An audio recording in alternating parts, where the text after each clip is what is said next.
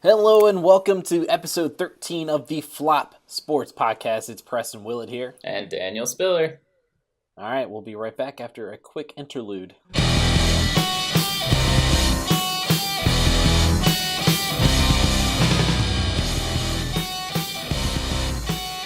All right, let's get things underway now. Preston here, Danny as well.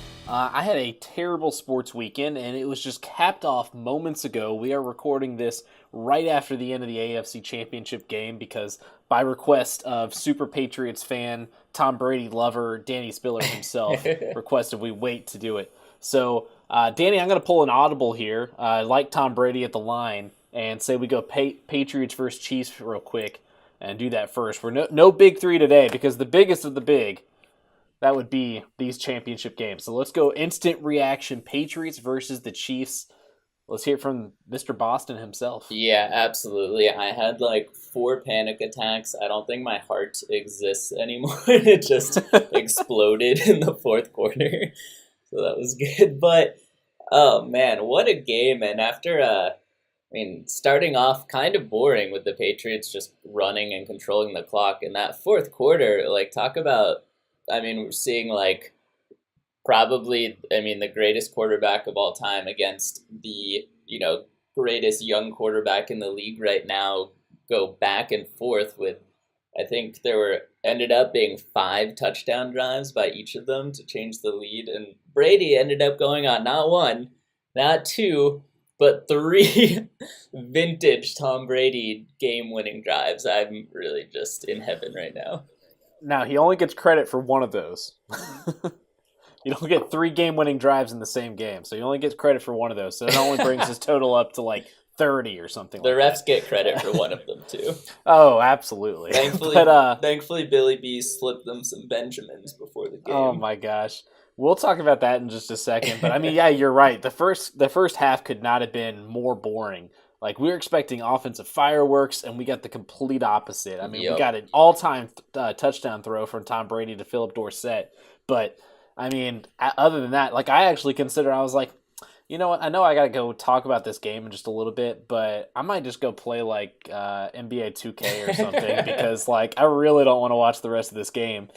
Ended up, staying around a little bit longer, and, of course, we got an all-time classic on our hands. But Danny, I'm going to tell you right now, I have never been so disappointed that I was right because I picked the Patriots last week, and I'm so disappointed right now that I did. But let's talk about some of these controversial calls first. I think we can first start off with the thumb or Julian Edelman's thumb. That's what we'll call that one. Well, obviously, I'm watching that, and I'm like, that's got to be one of the dumbest things Julian Edelman's ever done in his life. I was so happy it was him. Nothing made me happier than to see Julian Edelman choke away, especially, after what he did to the Falcons in the Super Bowl. With that stupid catch, and to see him do that, it was great. It was still a stupid play, even though they overturned the call. I think that was the right call. Yeah, I don't think sure he touched it, but I'm sure you would agree. But yeah, I will say as an unbiased, well, no, I am slightly biased against the Patriots, but I will say that I do believe that was the right call there. Now, he did get karma coming back to him because the ball definitely touched his hands, as I tweeted out, on the interception. Oh, man. Yeah, it really, the very next play, it's just well, I guess that call didn't really matter at all. Not at all. The football gods were calling the game fair. Yeah.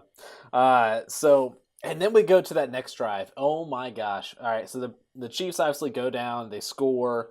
Now the Patriots have the ball for Tom Brady's, second game-winning drive attempt or third? Yeah, I think that was the second one. All right. So second attempt for Tom Brady.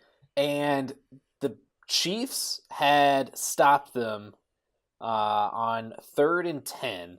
Incomplete pass.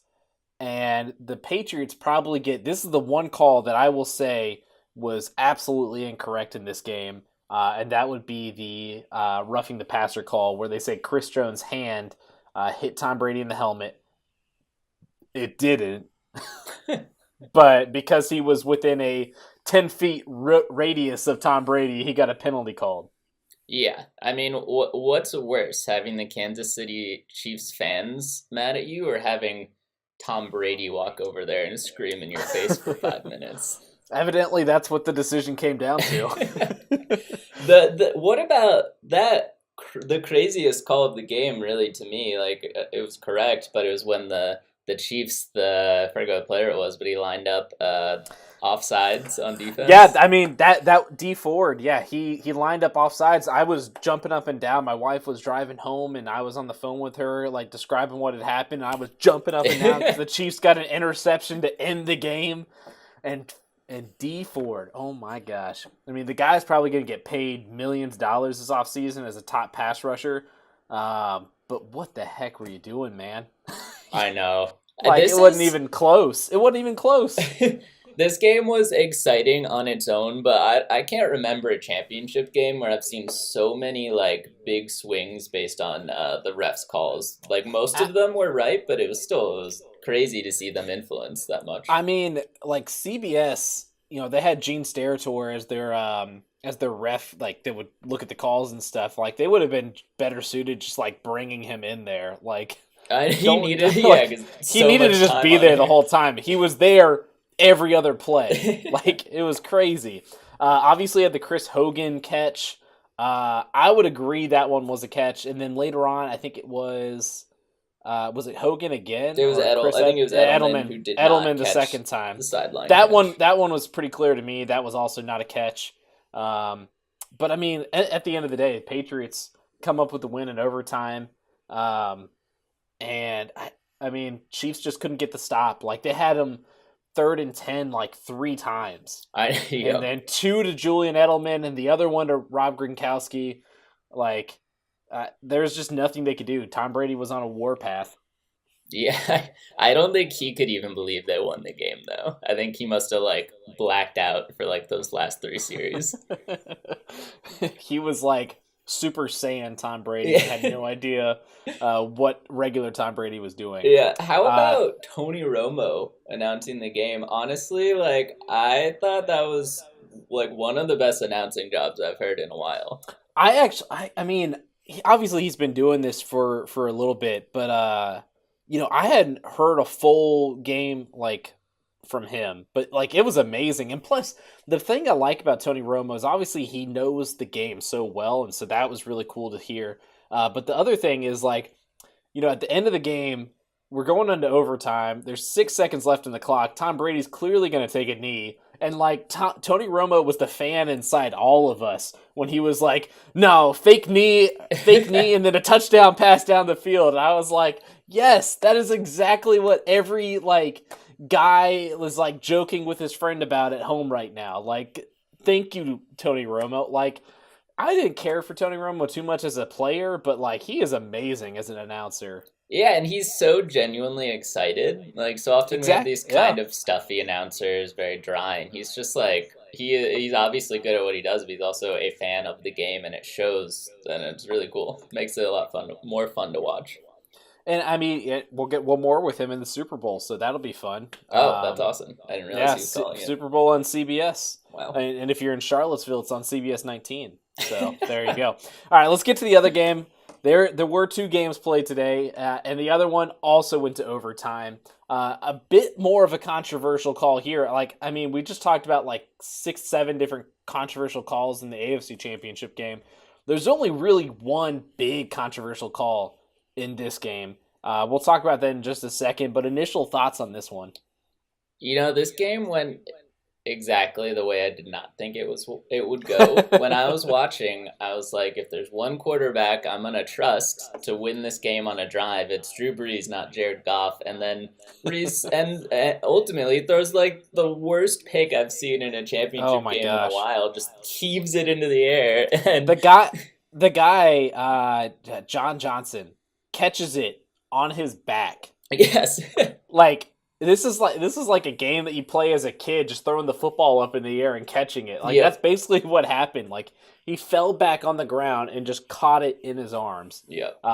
Brees. I mean, it wasn't a great game from him, obviously. But I think the Rams just outcoached Sean Payton in this one. Did Sean Payton like suddenly age like 20 years? The last time I remember him, he's kind of was like a young, thin, like Sean McVay before Sean McVay, and all of a sudden I see him and I'm like, whoa, what happened? It's just been a while since the Saints were on this stage. Yeah, but I mean, Aaron Donald had an impactful game. Jared Goff did what he had to. He wasn't fantastic, but he made enough plays to keep them in the game. And the biggest thing I want to hammer home here is the Rams' best player, Todd Gurley, only had like 4 carries in this one. I was going to say, yeah, I was surprised by that. They gave the ball to CJ Anderson a lot. Well, I just don't even think – I think, Gurley probably still isn't right from that injury. I didn't see a whole lot on it, but that's big. So, and it says, they basically benched him. So, I mean, I would feel if something's wrong, it's probably something with the injury, and I don't think they're just benching, an MVP candidate for CJ Anderson, who's been great down the stretch, but he's no Todd Gurley. No, absolutely not. He's fresh because he didn't play all year, but he's no Todd Gurley. All right, now let's get to the big call. Let's break this down. In the fourth quarter, Saints passing the ball. Tommy Lee Lewis just completely laid out by Nickel Roby Coleman. Like, ball is in the air still, and Roby Coleman lays him out. 2 things wrong here. It's either got to be a helmet-to-helmet hit, or it's got to be pass interference. And it was neither. Yeah, that was one of those where you're like, how does that not... Like, there are some where you're like, okay, they got the wrong call, but when they totally miss a call that blatant, you're like, how did that get missed? Yeah, and the funniest thing, Sean Payton comes in for his media availability afterward and said just got off the phone with the NFL, and they say they blew the call. Yeah, and it's always like, well, great. We all know that. It doesn't matter now. Like, cool. I mean, it's the same thing in the NBA when they come out with those reports after the game. It's like, I don't care. Like, the game's over. Yep. Like, there's nothing you could tell me now to make me feel better. If you told me after the game that the Patriots, after the Super Bowl with the Patriots and the Falcons, that the Patriots were like using something and or they blew 10 calls that went against the Falcons, what am I going to do with that? The Patriots still have the trophy. Yeah, it's like you're just angrier now. You're more upset. Exactly. So I mean, we've got a Rams Patriots Super Bowl now. Obviously a rematch from the very first Super Bowl that Tom Brady ever took home. Yep, but now in Los Angeles. Yeah. Well, in Atlanta, which is just great because I think, the only thing that could have made this Super Bowl worse is if it was the Patriots versus the Saints in Atlanta. There are no 2 teams that the Falcons fans hate more than the Patriots and the Saints. Yep. So, I guess, if the football gods are doing their work, they got to put one in there. But thank you for not putting both. Yeah, while we are on these games, anything else that you just in general want to touch on between these 2 games? I think, with the Patriots, I mean, what can we say about them? Like, everyone wants to keep putting them out. And they keep coming back and doing this. Like, they've been to 3 straight Super Bowls now. 3 straight. That's ridiculous. 8 straight championship games. 8 straight championship games. Like, they should just get a bye from the regular season to the AFC Championship game. You'd save us a whole lot of time. Yep. Last week, Brady said that, everybody thinks they suck. So I think he's hearing what people are saying. He's taking that as extra motivation. So I think this is a really sweet year for him. And then this week he came out, basically said in his words that he's the baddest on the planet. So I mean, that's what he said. He That's said literally it. what he said it. So I and a lot, not much more you can say there. Now, switching over to the Chiefs side of the ball, I mean, a lot of potential there with that team, seeing how they play out with free agency and stuff, see who comes back next year. But Patrick Mahomes, he's going to be up for a new contract soon. They're talking about him being the first $200 million player. Did you see a $200 million player tonight? Oh, definitely. Why would you say that? I mean, got the ball back with like what, 49 Thir- seconds? 39 39 seconds. seconds, takes them down, ties the game up. Like, what more can you ask for? It wasn't his fault they lost the game. Yeah, no, you're absolutely. I mean, the defense ultimately let them down at the very end, actually, and some zebras walking around the field probably let them down even more at different points. But I think he's this new age of quarterback. Like, it's not going to get a lot of replays because it was an incomplete pass at the end of the day. But did you see that no look pass that he tried to throw out there to Travis Kelce? No. Which one was? When did that happen? So it was third, fourth quarter, somewhere in that time frame, and he's looking off a defender, like any good quarterback would. But most quarterbacks would turn their eyes back to the receiver after they look the defender off. No, he just throws it perfectly on the money to Travis Kelce, who drops the ball. So like he didn't even know it was coming. Exactly. That's what that's what Tony Romo was saying. Yeah. But it was just that's the kind of player this is, and you can't pay enough money for that in today's NFL. Like he is going to be, an all-pro quarterback for years and years to come. He's going to get MVP awards. He's going to make his Pro Bowls. It's just can they put the rest of the team around him in order to actually make it to the Super Bowl? Yeah, and is that going to be a question of Andy Reid? Because they seem like a perfect pairing. Andy Reid's an offensive genius, really great with trick plays, but somehow he still can't get through that big game. And well, I think as long as someone else beats Belichick for him, then maybe he has a chance. As long as someone else takes care of the Patriots, who knows who that would ever be? I don't know. Yeah, and maybe this is just like in the NBA with LeBron in the East, where everyone's like, we know we're not going to beat him, so we're just going to wait till he leaves the East. Maybe it's that they're just waiting till Brady and Belichick retire, and then it's a free for all. Yeah, that's what everyone's waiting for right now. When is Josh McDaniels going to be the head coach? When does the rest of the league have a chance? Go back into the Rams real quick because they talk a lot of trash. They got some guys that talk some trash. Chief among them, Marcus Peters, who is, like you said, the GOAT. Yeah, they asked, in this press conference before the game what he thought of their season so far, and he said, I think we ain't done yet. And they tried to press him for more, and he just was like, I think we ain't done yet. I love the part at the end. You can barely hear, but the reporter's just like, Marcus, come on. I think we ain't done yet. Which is turned into one of the best gifts around right now. Yeah. But, he was right. He was. They ain't done yet. And, I mean, like, just serve up that big pot of gumbo to Sean Payton. Like, I have never really seen in like the NFL like a real coach player feud, like opposing coach feud. Yeah. Like usually it might be coach versus coach, it might be player versus player, but this is a whole new stratosphere. Marcus Peters and Sean Payton just going at each other. Yup. All right, moving on. One other NFL thing to hit, just an interesting development, as we've talked about previously with Kareem Hunt. The Bears head coach came out, said that he believes in second chances, would consider signing Kareem Hunt. There are other reports that multiple teams will be interested in him come training camp.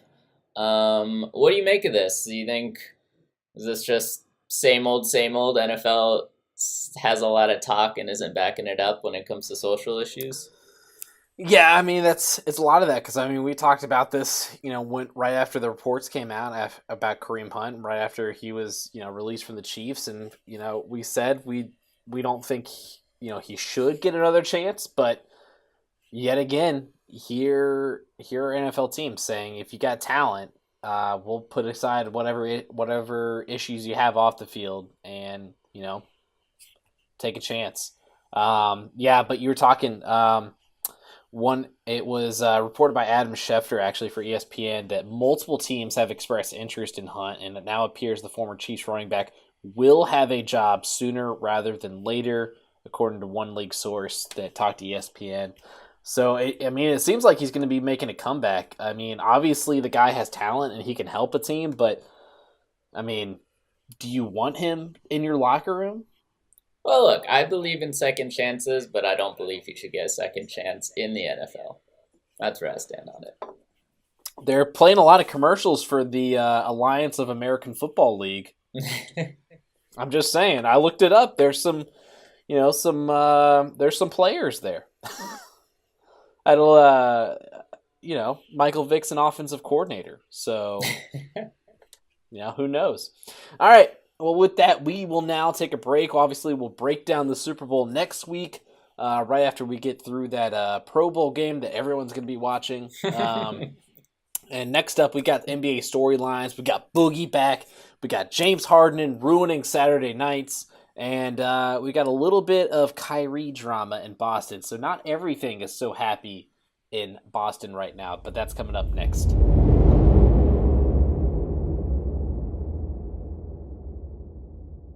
All right, welcome back to the Flop Sports Podcast. We are now into the NBA storylines. We've moved past the NFL. We're leaving it behind us.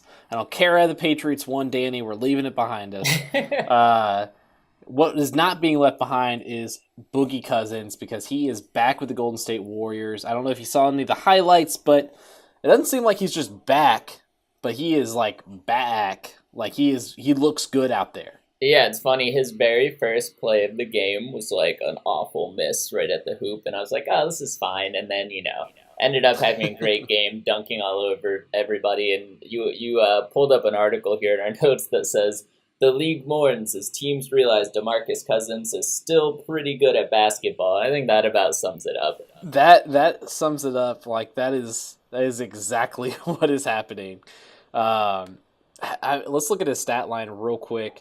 If I can find it. I know he had 14 points. He had that big dunk there that went viral because it was Booggie. So let's see how the man did here. We got back-to-back 3-pointers at 110 points. 14 points, 6 rebounds, 3 assists. He did foul out. Well, that's Booggie Cousins. That means he's back. That means he's back. But he had 14 points, 6 rebounds, 3 assists, 3 3-pointers in 15 minutes. That's pretty good for a night's work. And his first game back after, a really tough injury to come back for with an Achilles. That's pretty good. To be honest, if that's about all they got from him all year, I think they'd be pretty happy with that. Oh, they'd be thrilled. I mean, you look around and in that game, Steph Curry put up 28. Klay Thompson had 12. Kevin Durant had 24. Draymond Green had 7, 8, and 9. That's all they really need to do. We talk about them having 5 All-Stars. They don't all need to play like All-Stars every night. Yeah, they just need 2 or 3 of them to play like All-Stars. Yeah, I have this sickening feeling that they're about to rip off 20 straight wins and blow it right out of the water. It does feel like it, because we had gotten so used to this point where it's I think we got a real NBA again, a lot of competition. The Nuggets could be in it. We'll get to them in just a second, but the Nuggets could be in it. The Rockets, the Lakers on the Eastern Conference, the Bucks, the Raptors, the Celtics, the 76ers. That's competition now. And now it's it's all over. Like that article say, we all mourn now. But I mentioned earlier James Harden. He's been on a pretty good tear lately, I would say. Yeah, he's been all right. Would you agree? Yeah, I've seen better, but it's okay. Yeah, he's been okay. Been on a pretty good tear lately, and effectively ruined my Saturday night. So everyone was wondering, well, was he going to get to the 40-point mark? And it wasn't looking like it for a while. And, I'm watching it, and, the Lakers are up, and all of a sudden, Harden he's like making any shot that he wants. Like, any shot that he takes, he's just going to make it. Like, banked in the three from the top of the key. And then he wasn't even the one that hit the three to tie it up to send it to overtime. That was Eric Gordon, who, by the way, had 30 points. But all the talks about James Harden is 48 points. So just monster game from Harden again. I don't want to, overshadow the Lakers, though. Kyle Kuzma, 32 points. A solid game from him. Ivica Zubac has been a revelation for the Lakers. 17 points and 7 rebounds in this game in 21 minutes. There's still some bright side for the Lakers. Unfortunately, just came out that Lonzo Ball's gonna miss 3 to 4 weeks. That's the downside. That's gonna hurt. You're already down. You're already down LeBron. You're also still down Rondo. Yep. And now you're out with Ball is out. So I don't even know who they start at the point guard position now, because a lot of the ball handling late in the game last night was coming from Lance Stevenson. So it's probably going to be Lance starting at point guard. Lance and make it dance. That's what they say. I think something that the Lakers did last year before LeBron and all that was Brandon Ingram running the point guard position, and that worked really well and turned Brandon Ingram into kind of the up-and-coming player that he was seen as coming into this year. So maybe this is a chance for him to kind of supercharge himself and get going. Yeah, and I can definitely see him taking on kind of the Blake Griffin-esque role where he's, bringing the ball up the court, getting 5 assists a game, running a lot of the offense through him. And it'd be good for him, at least while, every other point guard and LeBron are on the sideline for him to do that, I think. Yeah, so we'll see how they adjust it. I could see them putting Josh Hart into the starting lineup and just letting Brandon Ingram roll with it. So we'll see. Speaking of point guards, though, the Mavericks trying to trade one. So maybe there you go, Lakers. No, I'm just kidding. You don't want this. You don't want this one. This is surprising to me. In I guess big picture wise, I remember when they drafted him, Mark Cuban. Mm-hmm. And the team, they were like, wow, we can't believe this guy fell to us. We're so happy we got this talented player this late in the draft. And now they're like, maybe not. Well, because then enter Luka. Holla Luka. And the thing that they're finding out right now, you have 2 of the most point guard starved teams in the league in the Phoenix Suns and the Orlando Magic. And they're both saying, I don't think so. I think we'll pass. What does that say about how quickly Dennis Smith's, value has fallen off in this league? Because last year, I don't know if you remember the story, but LeBron, they were about to play the Knicks, and LeBron was like, oh, yeah, they made a huge mistake taking Frank Ntilikina over Dennis Smith Jr. They should have Dennis Smith right now. And that started the whole Enes Kanter LeBron feud. So he fell from seeming possible rookie of the year candidate last year to now getting traded. Do you think it's just because of the fit with him and Luka? Well, no, I think it's the fit with him and Rick Carlisle because they've been reported they're not getting along, and it seems to happen with every point guard Carlisle gets. So I don't know. I'm assuming he's micromanaging these point guards to the point that they're like, I can't play for this guy. And that's a problem. That is not good if you run through point guards because your coach is controlling them too much. I think what will end up I don't know if they actually pull off a trade. I think they might try to repair that relationship between Carlisle and Dennis Smith because that's a heck of a talent that they have. The one thing about Dennis Smith is, for all his athleticism and ability to get to the rim and ball handling, he makes a lot of poor decisions. And that's probably why Rick Carlisle and him don't get along. Yeah. The only point guard that Rick Carlisle has ever gotten along with is a 40-year-old Jason Kidd. If you were to see Dennis Smith traded, what team do you see him going to? I a mean, potential team. I really like the idea of him going to the Magic. I mean, that's a team that they have a ton of athletic bigs, but they don't really have anyone to get them the ball. Like their starting point guard right now is DJ Augustine. Yeah, enough said. Yeah. So I think that would be a really good fit. And I think, that would also let him, just have a little bit more freedom. Their head coach, Clifford there, he used to be the head coach for the Hornets, with another point guard that's pretty similar to Dennis Smith and Kemba Walker. A guy that likes to have the ball in his hands, likes to create. That might not be a bad fit for him there. What about you? Could you see maybe the San Antonio Spurs guard light making a move? Oh, Pop could do anything. Pop could make anything work. I don't know what they would need to give up, but I would like to see that. I think that would work.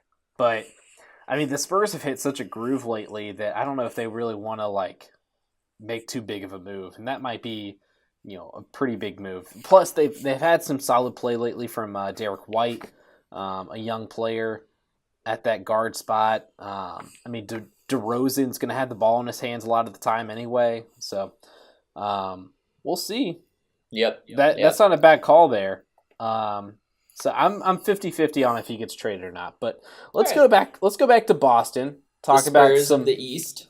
The Spurs of the East. They ain't playing like it. And we've got a ton of drama here. Everyone wants to talk about Jimmy Butler and all his drama with the Sixers, but the Celtics have a ton of drama here. Yeah, let me break this down for you. So basically, the Celtics, I mean, they're still, I think, a top 4 in the East right now. They're not playing awful, but they're definitely playing below expectations and below talent level, and that's causing a lot of conflict in the locker room, it would seem. Specifically, after a big loss about a week ago, Kyrie comes out and specifically says that the young guys don't know how to win and don't know how to put the work in. And then the next night, Jaylen Brown, always outspoken, is like, whoa, what are you pointing out the young guys for? This is a team sport. You got to lead yourself, not be calling us out, which I actually agree with. You call people out behind closed doors, not to the media, personally.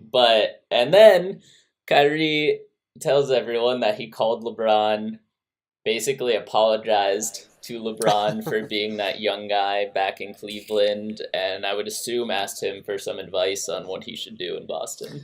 Yeah, most likely. I'm going to hold off, but what do you think, as a Boston fan?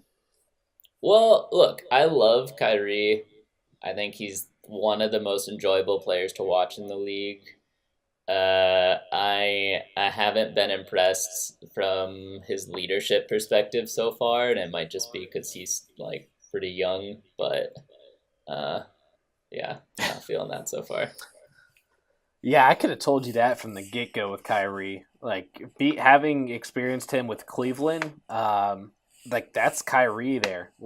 He wants to act like a big dog and, act like the leader and de facto guy. He's just like Jimmy Butler, let's be honest. Both these guys are very me-central, and that's kind of their biggest downfall. I think that's what holds both of those guys back as players. That's why, winning teams, haven't really been able to be built around them yet. Because obviously when, Kyrie won the championship, yes, he hit a big shot, but the team was built around LeBron. Jimmy Butler has not led a team to an NBA championship yet. Kyrie Irving has not led a team to an NBA championship yet. And I'm skeptical to see if that actually happens unless, the Celtics are doing, just put so much talent around Kyrie. The big difference to me is I think Kyrie is a much, much better player than Jimmy Butler. I think he may be just as difficult, but he backs it up more than Butler is able to. I think Kyrie has the ability to be a championship winning player. I mean, obviously he won a championship, but I think, he's going to have to take an ego check for this team to work, and that might be what's holding this team back. I mean, obviously you've got Gordon Hayward dealing with some issues. Jaylen Brown has regressed big time this year. And, it seems like, yeah, there's definitely a problem with him and Jaylen Brown and Jason Tatum. If they don't figure that out by the playoff time, Brad Stevens is going to have a whole lot of trouble coaxing, another playoff run out of this team.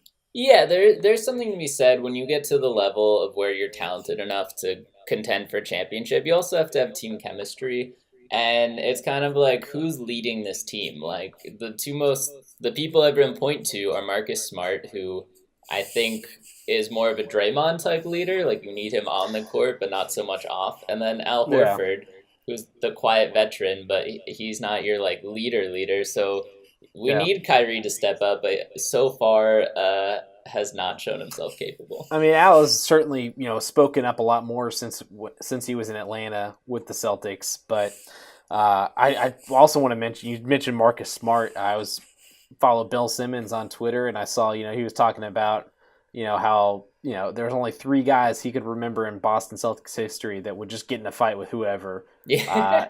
And it was Cowens, Larry Bird, Marcus Smart. Very true. And he said Marcus Morris is a fringe guy there. So we know what he and his brother are capable of. Yes, we do. All right. Last thing before we get into a little bit of All-Star voting, Denver Nuggets. They were the best team in the East, in the West, and now they are a half game behind the Golden State Warriors, and that probably comes after they got demolished by the Warriors. What do you think? Are the Nuggets? Can they still win this, or are we just giving up because Boogie's back? Well, here's the thing. I can see them finishing, top 2 in the West in the regular season. I just don't see how this is like a playoff winning team. Like every playoff winning team, you need that at least that one guy who you're like, all right, I hand him the ball, he hits the shot, the game is over, right? Like they don't have that. No. Yeah, no, you're exactly right. I think this is this is one of those really fun teams to watch in the regular season that once they get to the playoffs, it just doesn't work. Like the Atlanta Hawks with Al Horford and Kyle Korver, Jeff Teague, those guys, like Paul Millsap, who's on this Denver Nuggets team coincidentally. They just, when they got to the playoffs, they got swept by LeBron because they're not a playoff team. They play beautiful basketball, but they're not a playoff team.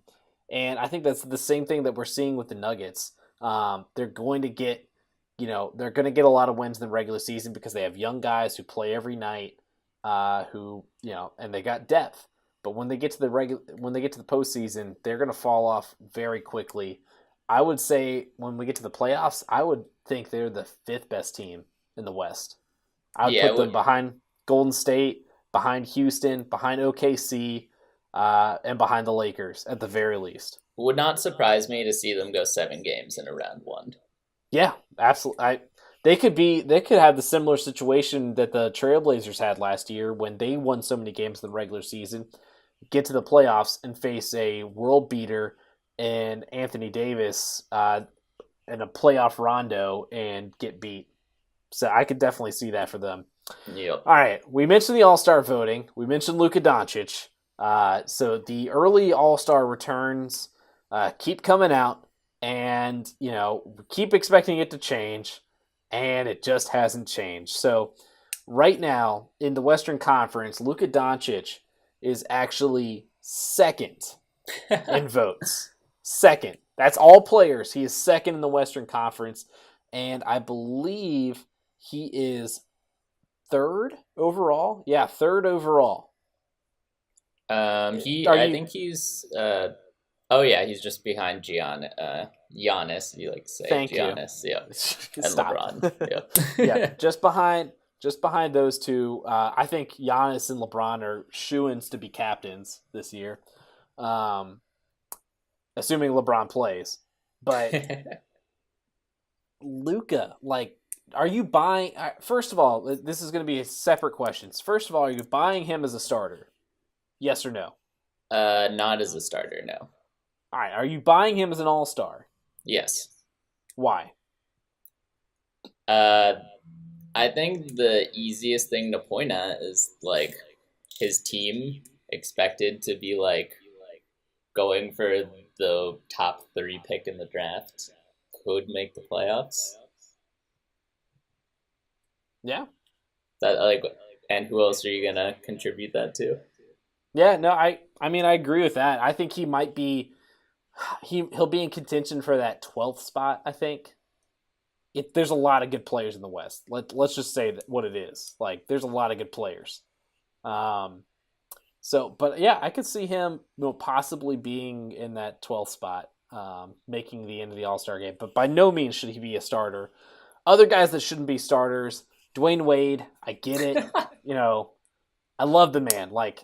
He might be my second favorite player in the NBA, in NBA history. But is he a starter at this point? No. But it's kind of the same thing with Kobe and AI when they got older. Just vote him in. Yep. Just for the heck of it. And then, another guy that's getting, very similar consideration, probably having a better season, including tonight. He had 31 points. Derrick Rose.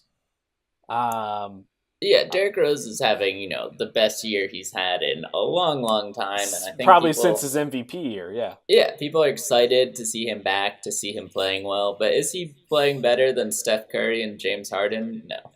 Thank you. No, he is not playing better than James Harden. We just talked about how that man ruined my evening. He is scoring 40 points like it's so easy.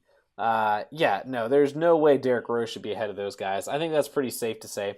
And again, this fan vote is only 50% of the vote. You still get 25% from the players, get 25% from the coaches. So everything's going to even out in the end. And, these guys aren't going to be voted in the starters. I think it's just fun for people to look at right now. Absolutely. But speaking of starters, we're going to pick our starters right now, and we'll go East, then West. Danny, let's go with your East. Just run them down, and we'll pick out some differences. All right. So 5 for me in the East are Kyrie Irving, Giannis, Kawhi Leonard, Joel Embiid, and Blake Griffin. Only 3 of those names were actually pronounced correctly. Was Blake Griffin one of them? Yes. Nice.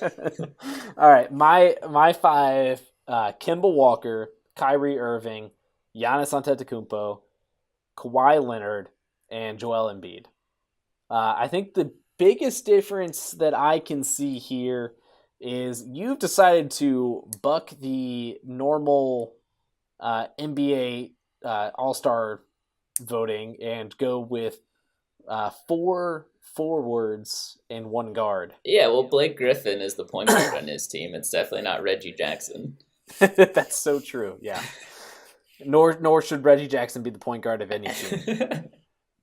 I would argue Kemba. I mean, he started the year off on fire, and he is the only reason that the Hornets are anywhere near the playoffs. Look at the rest of the Hornets team. I would say it's pretty comparable to the rest of Blake's Pistons, except maybe, the Pistons have Andre Drummond. That's got to count for something. That's true.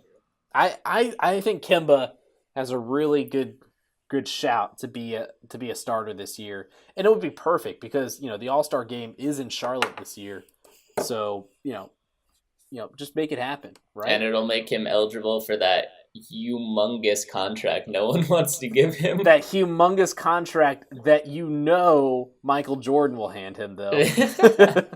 Because Michael Jordan loves him some Kemba Walker. Yep. All right, how about the West? All right, this the West, a little I easier. have Steph Curry, James Harden, Paul George, Anthony Davis, and Kevin Durant. I also have Steph Curry, James Harden, Kevin Durant, Anthony Davis.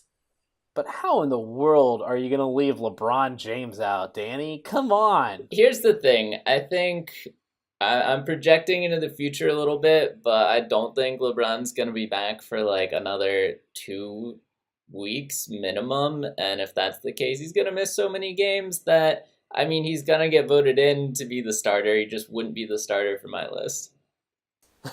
That's fair enough. But if he had been playing this whole time, definite starter? Oh, for sure. Yeah. I see what you're saying there. I just think, because of the fan vote, he's going to be the captain. And I think his impact that he had on this Lakers team while he was playing is far greater than, Paul George is having probably one of the best years of his career. But I think LeBron's impact on the Lakers, he turns the Lakers into a contender to be the second best team in the West. And without him, they are a fringe. They are not a playoff team. I'll say that. They are not a playoff team without him. Yeah, I also, I just want to give Paul George a shout out. He's having maybe the best year of his career. He's carrying the team offensively with Westbrook really struggling, and he's also one of the top defenders in the league right now. Hey, so. It's a good shout. He should definitely be the sixth man. if only we voted for sixth man. All right. We will be right back. We've got a Tim Tebow update. Nothing as big as last week, but we'll try our best. We've got some Recs of the week and an Instagram update. And of course, the weekly sign-off 60-second story coming up.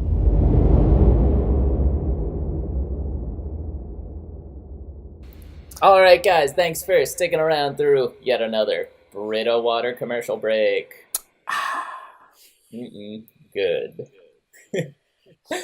All right, first up, we have Tim Tebow. We don't have major news because everyone reported so much on his engagement that they stopped reporting for a week. But he's going to report to Major League camp for the Mets in February. That's the breaking news this week. So more little hints that he might go pro baseball. He's getting close. I mean, he will be in AAA next year.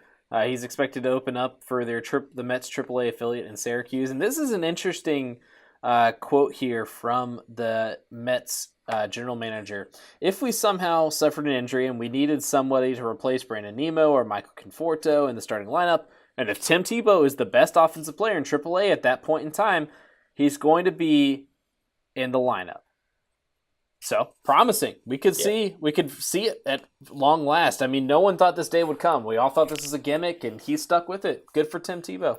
That actually is true. It is crazy when he first started doing it. We were like, yeah, cool. I guess you got to do something. And then he's actually excelling. So annoying. I was there when he signed. I was there for one of the games in his first week or first 2 weeks. Playing in the minor leagues, and it was a show. The Augusta Green Jackets at the time, they were just having it was their last year in their old home stadium, and it was opening day, and Tim Tebow was there. I'll tell you what, nothing packed a stadium like that day. There weren't even tickets left. You could not buy tickets. Standing room tickets were gone. There was no way you could get into that game.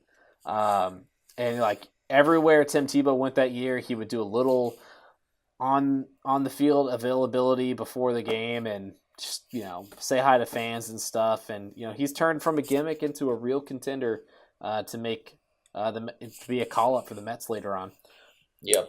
All right, moving on to a basketball team that also always fills out the stadium. Elon men's basketball beat William and Mary in an epic comeback. We did it. Who's your highlight? My highlight is Tyler Sebring. He had 26 points. Way to go, man. Way to go. I don't think you pronounced that right, but we'll go ahead. All right, Rex of the Week, Danny, what do you got? They did this interesting piece on Drew Brees. Oh, doesn't matter anymore. R.I.P. his season. But they basically, they did a feature on a bunch of other athletes who have excelled over the age of 40, now that Drew Brees is 40, and, across other sports. So if you're interested in old people who are still good at sports, worth a read. Is Tom Brady on that list? Oh, yeah. My rec of the week, it comes from Bleacher Report. This is great. I don't know if you saw this, but the 76ers have a little rookie hazing tradition where the rookie on the team, or rookies, if there are multiple, and this year there are not, but the rookie has to go to Chick-fil-A before every flight they have before a game. And get Chick-fil-A for the whole team. And the reason this is great, the rookie right now is Landry Shamet, who played for Wichita State. So Joel Embiid has a security staffer with the 76ers text his order to Shamit. And, Shamit, he's gotten smart. He, pre-orders it now. He's got the number of the one of the managers at the Chick-fil-A in Philadelphia, and just pre-calls his order, rides up there in his super nice car, and picks up his Chick-fil-A in the drive-thru. But Joel Embiid's order: 4 spicy chicken sandwiches with nothing on it, 4 large fries, and 4 cookies and cream milkshakes. How in the world are you eating that? That's he's a big man. I mean, you remember going to Chick-fil-A on campus, right? Like, what would you get? Like a sandwich? So, fun story. Chick-fil-A just opened up right by my house in Burbank. Wow. It opened up 2 weeks ago. The line has been out the door for 2 weeks straight. Oh, it'll die down a year from now. But not a moment sooner. Every time I go, I get a spicy chicken sandwich, fries, and that cookies and cream milkshake, which I never finish. But I cannot imagine 4 of each of those. You don't even finish the one. He's eaten 4. Yeah. Oh my gosh. Yeah, and Ben Simmons, for that matter, when he was a rookie, he says he did not pick it up because he doesn't eat the stuff, so why would he go pick it up? I think he's, also a little bit better than the rest of them. Yeah. But he did say he would pay for the order. So that's nice of him. All right, Instagram update. We'll run through these really quickly. Danny, what you got? Yeah, Drew Brees, they released his speech before the game last week, the one they won, and incredibly inspiring speech. I went out and solved, world poverty after I heard it. So. Oh, congrats. That's awesome. Antonio Brown not saying goodbye. He posted on Instagram a thank you to his fans. And he said in parentheses at the end, this is not a goodbye, just a thank you.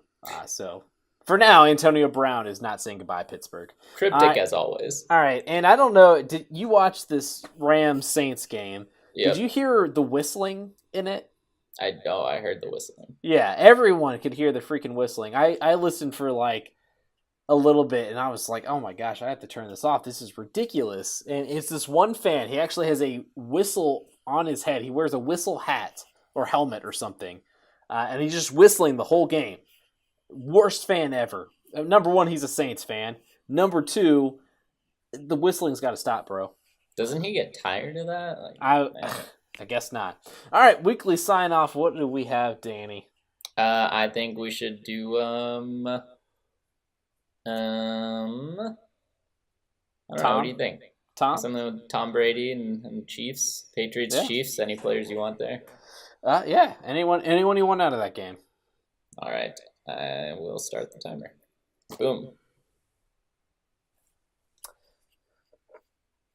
There's 10 seconds left. Clock's winding down. Tom Brady's on the field, making his 6th comeback and his sixth walk-off drive of the game. Andy Reid decides to call the Chick-fil-A special. He sends all 11 men off of the field to pick up Chick-fil-A. Brady throws it down the field to Julian Edelman, who catches it, bobbles it, and he's on the ground. We don't know if he caught it. No one knows if they caught it. The refs go ahead and signal he caught it. Oh, he caught it. And a couple of $100 bills fall out of the ref's waistband. Andy Reid is not happy. They also called pass interference because one Chiefs player had not left the field at that time. And so they got they lined up on the 1-yard line. And Rex Burkhead scored a touchdown because that's the most random player that could score a touchdown to win the championship. Meanwhile, Patty Mahomes is literally taking a bath in $200 million. Everybody wins. Everyone wins. Hey, green like Kermit the Frog. He sounds like Kermit the Frog. Saying there's a connection there. All right, that is all the time we have today. This week, this one will be out. We'll be back next week again. We'll break down the Super Bowl. We'll break down the exciting Pro Bowl action. No, we probably won't. But anyway, unless something cool happens. But thanks again, and we will see you next week. Peace out, everybody.